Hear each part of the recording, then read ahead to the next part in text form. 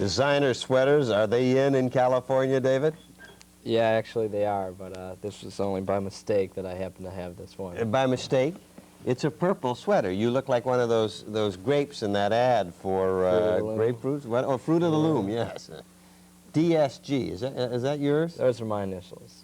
They're also my ex-girlfriend's. Oh, your ex-girlfriend, so you have one of her sweaters on. Right. Things are funny in California, aren't they? Things are funny, yeah. Ann Arbor, Michigan. David, you go to the University of Southern California. Right. How did that happen? I mean, why there? Are you in film? Yeah. What part? Filmic writing. What did you call it? Filmic writing. Filmic writing? A brand new word. Filmic? Right. It sounds like something you put on a cut or an abrasion. Well, someone said if you're a sports writer, you're not a sportic writer, so why are you a filmic writer? But, what does a film writer do? I mean, we know he writes films, but how do you go to school to write that? I mean, that's just basic writing, isn't it? Well, that's a subject of great debate at USC right now. But yeah, supposedly they're teaching us how to be better writers and be more creative, etc. But you can teach creativity? I don't think you can. I don't either. I think you can teach the techniques of writing. Right, right. But I don't think I think a lot of it is sort of you have it or you don't. I mean, you can polish someone up, but I mean the central thing is your creativity and your imagination. Okay, now, what are the rules of writing a film? I know what the rules of writing a theme, okay? I teach composition. I attempt to teach it. And I can teach rules, but I can get kids to, in lockstep, to do certain things. Topic sentence has to have a grabber in it, get you, you know. You develop the topic sentence, you do your paragraphs, and you go on, and you broaden it out, and then you restate your final, your premise finally in the end in a different way. Okay, basic packaging. Motion picture, same way? Yeah, well, there's, especially at USC, there's very strict guidelines for writing films, and when they teach you script writing at the beginning, there's three. They teach you, if you can believe it, they teach you a format for writing an experimental film, which I think is a contradiction in terms.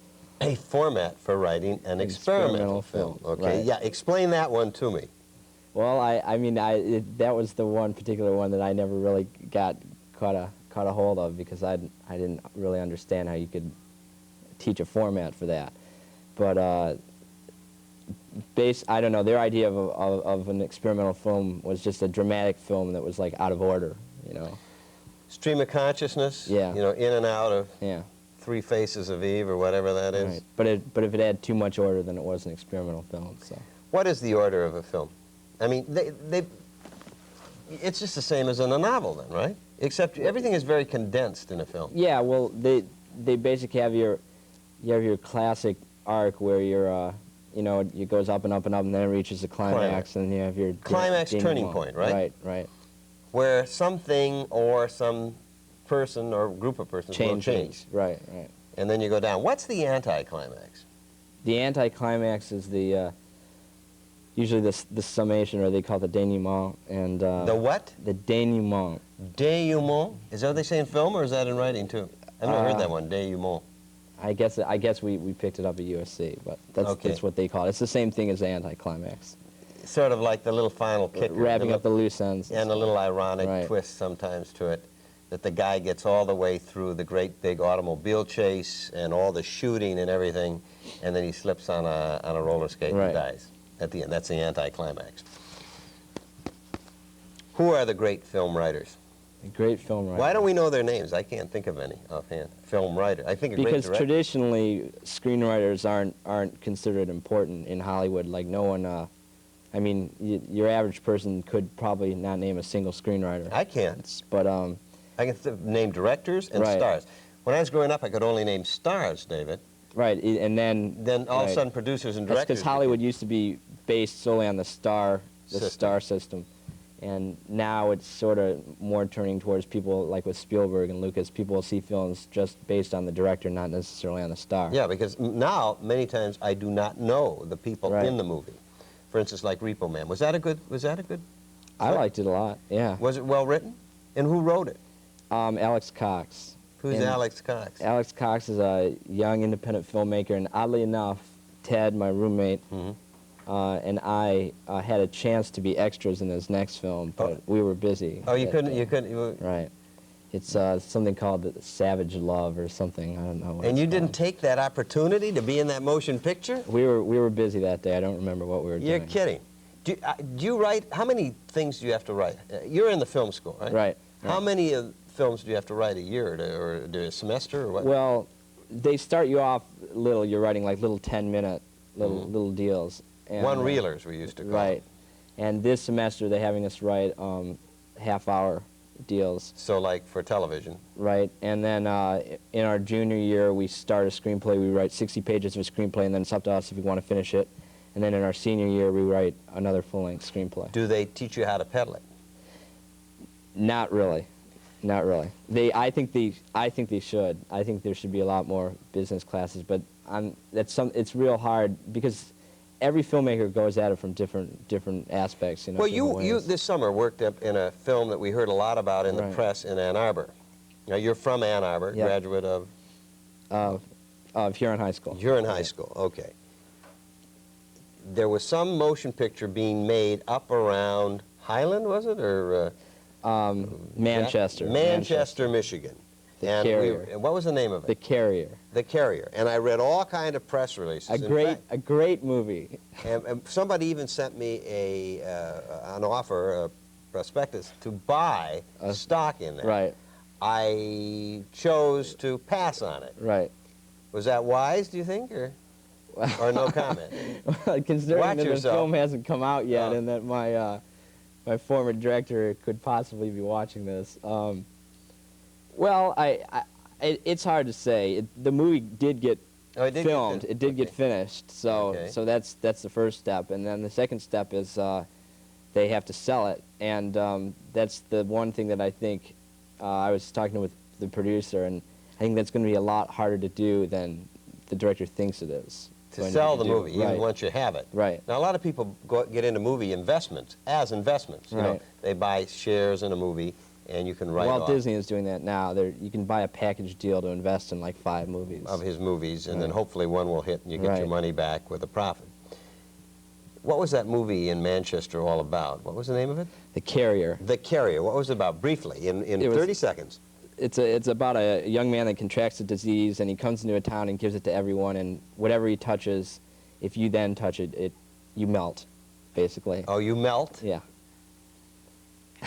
Oh, okay. So you have It's people supposed to be an melting- analogy for like AIDS, and you et melt cetera. on the screen. They used to have melting people, Right. sort of like the ice creams and the hot ice cream and the hot light. A lot of smoke and dry ice. Dry ice. We had and a you're small coming down. budget. Small budget. What was that budget? It was around $1 million. And that's considered a small budget today? Oh yeah, especially small since we had a very large cast in the film. So as far as motion pictures go, $1 million is nothing today. Well, the average studio film is about 12 million, so that's pretty small. Some of the great films were made for $200,000 or $300,000. But Of course, that was back. it's Yeah, quite a while ago. I understand. I understand. Why did you choose the University of Southern California? I mean, why? You could have. You're a good student. You were a good student in Yeah. school. Why that school? Well, I didn't even know I was gonna become a policeman. I didn't even know I was gonna go into film. A policeman. But I met Lawrence Kasdan in Ann Arbor. He wrote and directed The Big Chill, and Okay. Body Heat, and he wrote Raiders of the Lost Ark and some other stuff. And he went to University of Michigan, and I met him, and I was real interested in what he had to say, and so I was asking him where would one go for school, and he said to get the hell out of Michigan and go to USC. Wise. And the rest is history. You know, that's something I've told a few of my students, too. If you're going to go into this business, Michigan is pretty pitiful compared to New York or LA. LA. That's my feeling. In this business, if you Right. are going to reach to the top, you can always come back and make You can do a films. lot of industrial stuff Yeah. here. And you can do some neat commercials. Yeah. Michigan, I think, is the 3rd or 4th largest producer of motion Right. pictures in the country. But we do a lot of educational things here, a lot of commercials. But if you're going into the films, and you can always come back to Michigan, Right. but to make the mark, I won't agree. come back to Michigan. You won't come back. You like LA. Fruits and berries, No, I don't like LA, but California is definitely, a place to live, yeah. even being a policeman there. No, I wouldn't want to be a policeman, Is- especially in L.A. Could it be that so many directors like yourself or writers wanted to be policemen because there's so many series about L.A. policemen? Well, no, I had a friend whose dad was a homicide detective, and they would tell me stories about it, and it just seemed very interesting. Interesting My mom, to be a detective. Yeah, my mom works with psychologists and stuff. And So just this seemed was it, and you were going, and now you're into film, and now Right. she's really worried about you, and probably has a couch at home Right. for you. Say, son, where did we go wrong? Right. Touch me, feel me. Now, you're well known to a lot of young people in this area for a series that you do out in California called Alex and Andy. Annie, yeah. Alex and Annie. Annie. Right. All right, let's show this. Let's show this series, and then we'll take off from there. I want to see what we have. I'm desperate. I don't know what to do. I'm articulate. Annie. Hi, we're Alex and Annie. Our first letter today, boys and girls, comes from little Lavatni Coolidge in downtown Detroit, Michigan. And Lavatni writes, I recently got glasses. My mom says they look great on me and that I even look like Raj on What's Happening. But all the kids at school say I look like the president of a sausage company. I don't want to look ridiculous anymore. What should I do, become a pirate? Signed, Powder Keg in Detroit. Well, Powder, call me crazy, call me Ishmael, call me collect. But I think we've got a song about that, don't we, Annie? Sure do, Alex, and it goes something like this. My name is Alex, and this is Annie. We solve your problems because we haven't got any. Glasses are cool because they make you see. You can live your life more happily. See, we want to wear glasses even though we don't see. That's not the point. Y'all listen to me. Throughout the history of mankind, there have been plenty of people who've been totally blind. Consider it a blessing in disguise. I want better than to say, hey, 4 eyes, huh? Oh, Alex. Ooh, Annie. Our next letter comes from little Bubba Black Sheep from Poughkeepsie, New York. And little Bubba writes, Dear Alex's Fanny, my mom's always telling me to take a bath because I smell so bad. She says if I don't wash soon, why, I'll look like Mr. Roper on Three's Company. I don't want to hurt her feelings, but I like dirt. I have to stand up for my rights, you know? Signed, the Nasal Nightmare in Poughkeepsie. Well, Nasal, you know what they say. Cleanliness is next to godliness. And I personally bathe every time before I watch Punky Brewster. Now, Alex, I think we have a song about that. We most certainly do, Annie, and it goes something like this.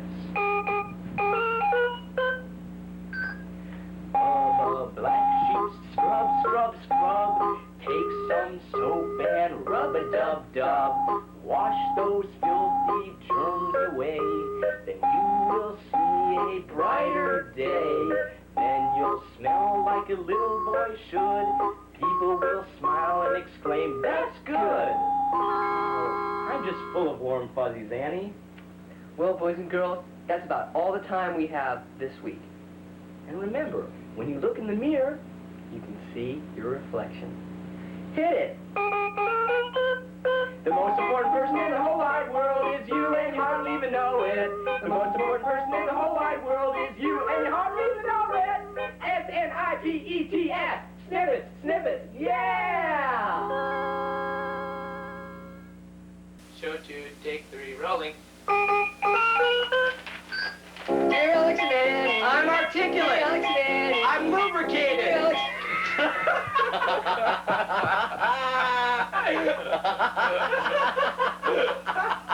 What's this, an outtake? Yeah. That was one of 25 takes for that particular. Now you do that with one camera in your Right, dorm room, right? right, yeah. Ted Turner, Steve, Right. yourself. Girl or a guy? That's a guy. That's a guy? Yeah, he's. Some people wonder, you know. He's souped up a little around the chest area. But, What is that a takeoff? That's some kid's show, isn't it? yeah, when I was a little kid and I used to come home for lunch, there was this show at lunchtime called Alex and Annie where these two inane people would write really dumb songs about children's problems and sing them, and everyone made fun of them. And I was amazed to find out once I got to USC that Ted and my other friend Roger had both heard about it, so pretty much this was a nationwide problem. Of that. Right. The sense of humor of people today, your age, is different than our sense of humor. Yeah, it's a lot generation. How do you perceive it? What do we laugh at, and what do you laugh at, do you think?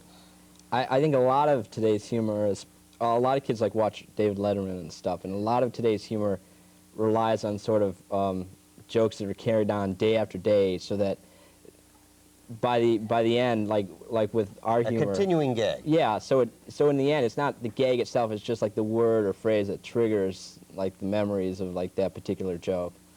Slapstick, verbal. Where are we? Where do you think we are today? Verbal. You think it's verbal? Yeah. Is more sophisticated than Yeah. the slapstick? Movies like Spinal Tap were totally verbal. I didn't see that. It was a parody of a documentary about a heavy metal group, and it was so realistic that some people thought it was real. But it was really a put down. Right.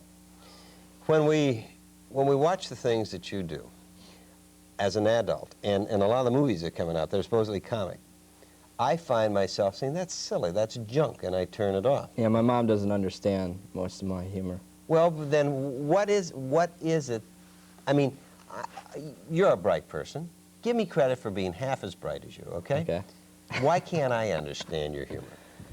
I mean, when I say I'll teach you something, I was up there and I was going through my shtick, my little jumping up and down. And I said, I'll give you something. And you started to laugh. What's so funny about that? I'll take care of it. I'll tell you what to do about something. The most of our humor, at least with my friends, is derived from making fun of Habits? Yeah, and not just habits, but a lot of the things on television, and it's, I don't know. That's a hard question. You were here for the whole performance today, Right. And we talked about some serious things. Is that funny? Was that funny? Yeah, I thought it was pretty funny. Why am I funny? If I'm funny, see, I don't think of myself as a comic. Well, we watch your Russ Gibb random shows in California on videotape, and it's sort of a cult thing. It's just kind of funny. I don't know. It's I'm a character. yeah, and you know. Am I a character because you, in your mind, have taken bits and snatches of me and made me a character, or that I'm a natural character? Well, see, I guess in my case, it would have to be that, because I had never met you for quite a while, but I'd only seen you on videotape. Am I different? You were at a dinner, that party that we were at, about a year, well, in the summer, Yeah. in Ann Arbor, and that's the first time I met you. Am I different in person than I am in real life, or You're exactly like. the same way? Right. So I'm not. This is just me. This is what you Yeah, find, yeah. and yet you smile every time you look over here. I mean, do I look that silly? No, What's you so don't look funny silly at about being all. a senior citizen? I mean, you No, know, nothing. I don't go around wearing my girlfriend's sweater. Look, they're all laughing in here. No, nothing's funny about it. It's Do all film directors take cocaine in California, and writers? I mean, a lot do. A lot. It's really disgusting. It's pretty, wow, that's interesting. It's a- what you say. it's you hear all the horror stories about it, and from what little I know from the people that I met, it really is true. It's Okay, really, their brains are burned out. They're bubble brains. Is that why we get so much of the weird, off-the-wall, psychodoodly things coming down? Do you think? Because many of the great film directors and actors are high all the time? And those of us that aren't high No, I are don't- saying, that's not funny, that's no, sick. I think they're high all the time because they can't. Your roommate, Ted Turner, was going to make a movie about a baby that a dog Right. bit his head off, and everybody was laughing. That's not funny. We nearly had something like that happen here.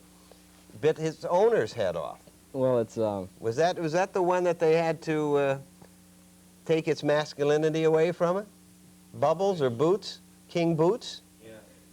Wasn't that? Are you familiar with that? no, I'm not. No, but Yeah, but you're laughing. there's an old lady in. This is kind of funny. There was an old What do you lady in. Not an old lady, an elderly citizen in California that had a sheepdog, and the her sheepdog ate her, and then and And you think that's funny? and the children of the old lady were Ate the dog. no, they didn't. They were upset that the dog had to be taken away. Well, they were upset that the dog had to be destroyed because it ate their mother. Right. Okay, that's California humor. That's sick. Yeah. That's sick. Dave Goyer, thank you for being my guest. Good luck to you in your career. Okay, When you thanks have a your lot. first big successful movie, will you invite us out? Sure will. You come here and talk about your I'll have movie? the premiere in On the in Russ Dearborn, Gibb at right. Random Show. We'll see you. David, good luck to you.